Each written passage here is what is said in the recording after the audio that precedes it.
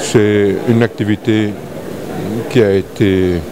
organisée et structurée par l'Académie nationale des sciences et techniques du Sénégal,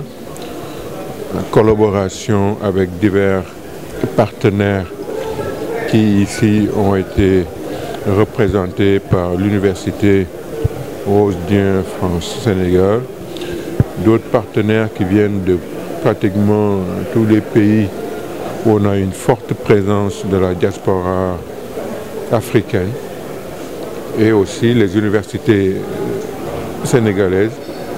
publiques et privées, en concertation avec le secrétariat d'État en charge des Sénégalais de l'extérieur. Si vous regardez même dans la composition de l'actuel gouvernement, vous aurez des produits de cette diaspora qui sont venus s'investir dans les politiques de réflexion et de structuration de notre pays. Et ce n'est pas quelque chose de nouveau, ça se fait depuis plusieurs années. Mais le temps était venu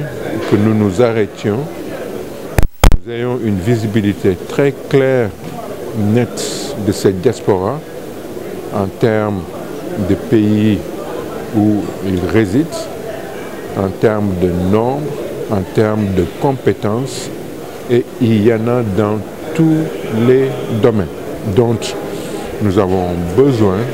à l'instar des produits de nos universités, pour leur contribution sous forme de réflexion, d'analyse et de propositions concrètes. Donc c'est un atelier très important qui doit augurer d'une organisation sur la base de concertation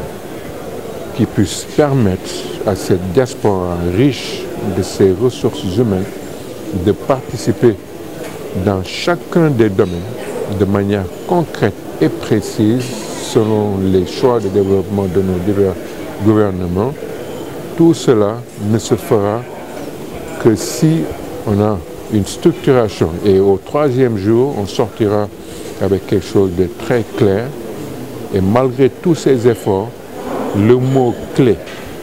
qui va sous-tendre tout ce que l'académie, les partenaires, les universités veulent faire, c'est la générosité. C'est-à-dire de s'oublier soi-même et de s'investir sincèrement dans les choix de développement de notre pays. C'est pour ça que dans ce que nous avions à dire, nous avons rappelé que la migration, la mobilité font partie de la genèse de toutes les grandes civilisations, et nous devons être fiers de ce que l'Afrique a produit depuis des millénaires et doit être mieux organisée en tirant les leçons de l'espoir et voir actuellement comment l'utiliser à bon escient, mais de manière structurée et efficace.